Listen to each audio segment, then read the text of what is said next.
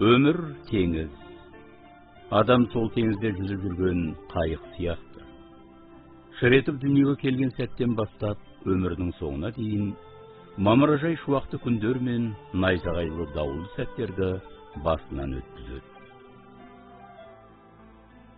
Бақытжан Мұқажанұлы Сырымбетов 1955 жылы 28 сәуір күні Алматы облысы Еңбекшіқазақ ауданы Талдыбұлақ ауылында дүниеге келді. Мектепте жақсы оқыды. Кішкентай кезінен бастап спортпен шұғылданады. Бекер айтпайды ғой. Тұлпардың да тұлпары бар, қазанаты бір бөлек. Жігіттің де жігіті бар, азаматы бір бөлек. Жас болдық, жас кезімізде бізде күрестік. Сол кезде сборныйда күресіп жүргенде Бақытжан сыртынан білетін. Негізі қазақ күресіне ең көп үлес қосқан жігіттердің бірі осы Бақытжан. Қазақ күресін кафедра атқызып Болғанбайды екеуі сонда жүргенде мен сыртынан қарап жүретін. Бақытжан Мұқажанұлы 1972 жылы Алматы қаласында Қазақ физкультура институтына оқуға түсті. Студент кезінде тез ұйымдастырғыш, беделді, әрі өзіне жауапты қасиеттерімен ерекшеленді. Ол қазақша күрестен Қазақстан чемпионы атанып, жүлделі орындарға ие болды. Бақытжанның болашағынан үлкен үміт күткен ұстаздары институтты бітіргеннен кейін сол жерде қызметке қалдырды. Үш комнаталы Алматыдан Нашага Будинова үй берген уже, содан кейін Ленинградқа кандидатский минимум защитаға жіберген уже. Сол жаздың күні біз кетуіміз керек болады. Оған май айында әкесі ауырып, содан кейін біз кеттік ауылға. Бақытжан Мұқажанұлы өз қызметінің өсуінен гөрі әкеге деген құрметті бірінші орынға қойды. Өзіне ұсынылған мүмкіндіктерден бас тартып, ауылға оралып, әкесінің жағдайына қарасты. После смерти отца брат мой Бақытжан Агашка заменил, как стал отцом. За все воспитание, обучение полностью он смотрел, как-то помогал мне во всем, в учебе, в жизни. После, помню, он был тренером в нашем поселке, в селе Маловодном, вел секцию борьбы, он туда меня записал, ходили вместе с ним на борьбу, чтобы я вел здоровый образ жизни, дал мне направление к этому. Также и второй брат у меня, Нурлан, тоже закончил Казахский физкультурный институт, тоже учитель физкультуры. И вот я старался как-то равняться на них, брать пример с них. Брат у нас был ведущий в семье, хорошим был организатором, был очень пунктуальным. И мы тоже вот старались быть похожи на него. Бақытжан Мұқажанұлы 1978-1980 жылдары Еңбекшіқазақ ауданында спорт саласы бойынша жемісті еңбек етті. 1980 жылы Есік педагогикалық училищесінде спорт саласы бойынша бөлім меңгерушісі болып, жастар арасында түрлі спорт ойындарын өткізуге жетекшілік етті. Бала кезінен сондай жұмысқа өзі сондай еңбекқор, тыңғылықты істеп, бәрінің өзін-өзі орнын біліп, қандай зат қолына алса да сол затты бітірмей қоймайтын негізде. Соған бізді де үйретті ол кісі. Не деймін, балаларыма да солай үйретті енді. Бірінші жүгіріп келетін да ол кісі. Қандай жағдай болсын, мен қасымда қамқор болып, қасымнан кеткен жоқ. Екеуміз тумасақ та туғандай болып өстік та, нетпей, бір-бірімізден айырылмай сондай енді ең жақын сол. Маған ол Бақытжан өте жетпейді қазіргі уақытта. Іздеп тұрам, кеп қалма деген әлі неде тұрам, бірақ енді жоқ қой арамызда. Бір жүрген күндерді ұмыта алма, бір жола өшті ғой үміт арма. Елеңдеп жүремін ертелі кеш, кездесіп қалардай өзің алда. Елеңдеп жүремін ертелі кеш, кездесіп қалардай өзің алда.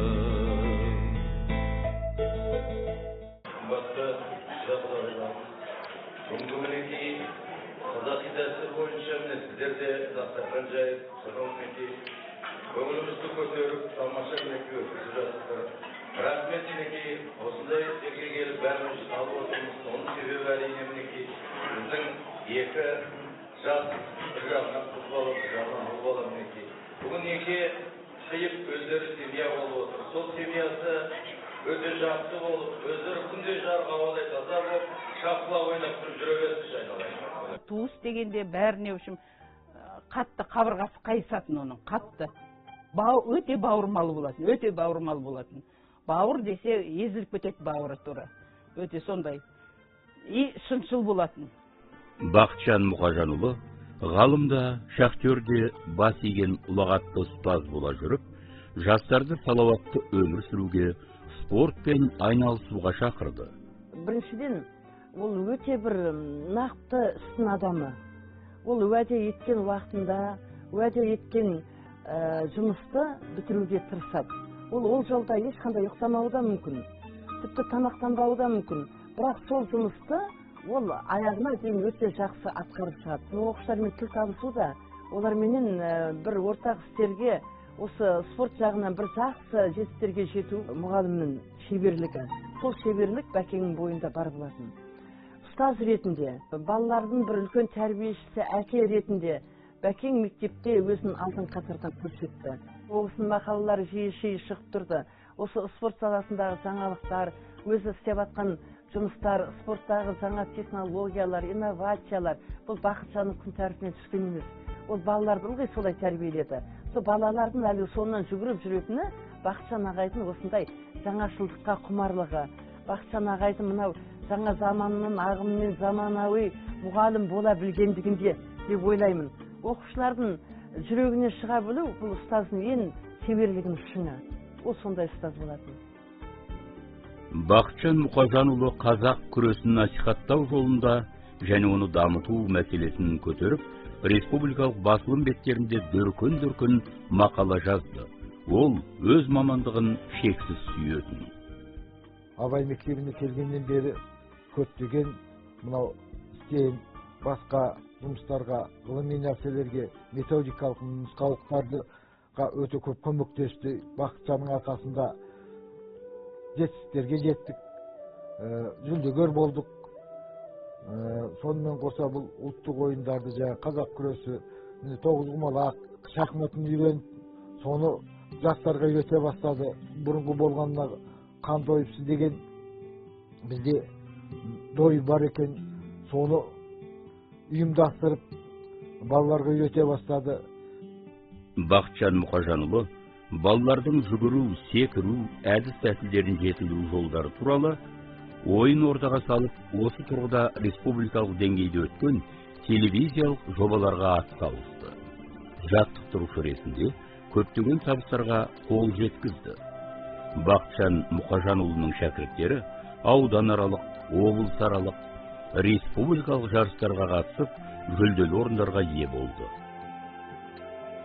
Всю жизнь он отдал педагогике, то есть спорту.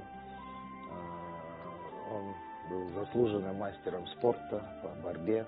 Он многих готовил спортсменов. Я хотел бы подчеркнуть наших ребят с нашего села, с Маловодного. До сих пор еще эти ребята живут в Маловодном, помнят своего тренера Бақытжана Мұқажановича.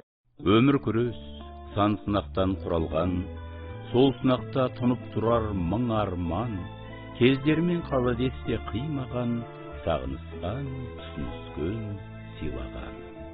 Жастықтың қызығын бірге кешкен, шығарма шырайлы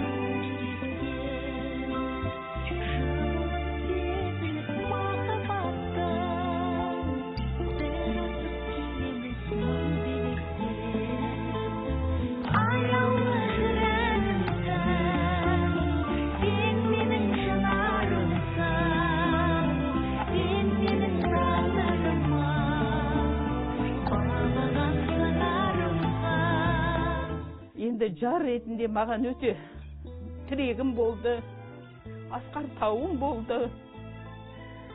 Мен соның арқасында ештеңе білмеспін.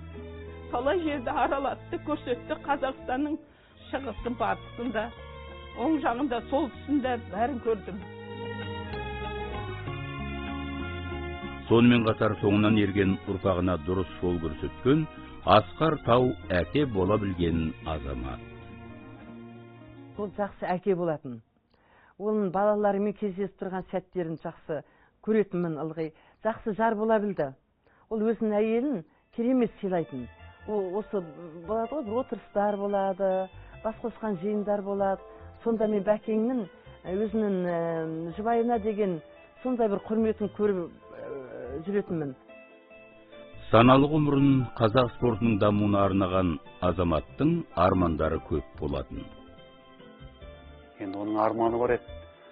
Бұл қазақ күресін тек қана мына Қазақстанда жақсы дамытып жатыр ғой. Енді әлемге шығарып жатыр.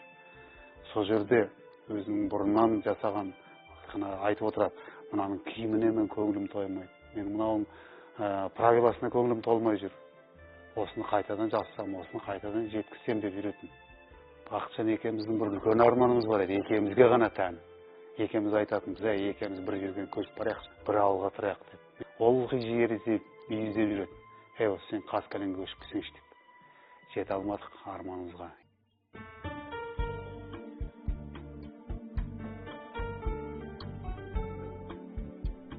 Өмірдің өзі өкініш, өзі күймес жан бар ма?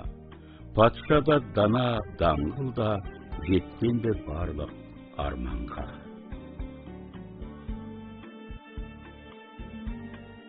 Армандары пенсияға шықсам, аман-есен немерелерімді жеткізсем, қолдан жетектеп мектепке апарсам деп армандайтын. Енді ол арманына жете алмай кетті. Пенсияға да жете алмай кетті. Елбайым олар тез жаманшылық болмасын, сырдан болсын жолдасын әр уақытта қолдасын. Жамандыққа жазбасын, жақсылыққа басқасын. Бастарына бақ берсін, немесе нақ берсін. Қырда жүріп қырды үйлерін ақ келсін. Қайғыларың жоқ болсын, қарындарың тоқ болсын. Қайда тұрам десеңдер, жарыларың жол болсын. Үйлерінің әрбір бөлмесі мол қуаныш кернесін. Алашағаларын ержетіп, бірге бас кернесін. Ағайын қол жер жаттың жаманшылық көрмесін. Басын ұспай аман болсын, күрішсіз аман болсын. Біреулер келіп, біреулер кетіп жатқан бұл өмірде, әркім өз еңбегімен, қоғамды алға дамытуға сіңірген еңбегімен есте қалады. Қазақша күресті жетілдіруге, оны әлемдік деңгейде танытуға өз үлесін қосқан спорт шебері Бақытжан Мұқажанұлы Сырымбетовтің шәкірт тәрбиелеудегі еңбегі ешқашан ұмытылмайды. Асыл әке, аяулы жар, жаны ізгі дос ретінде жақындарының жүргінде мәңгі сақталады. Жапырағы жайған бәйтерек, тереңге тартқан тамыры, сезбекпін әке ертерек, жаныңның ыстығы жалыны. Сезбекпін әке ертерек, жаныңның ыстығы жалыны.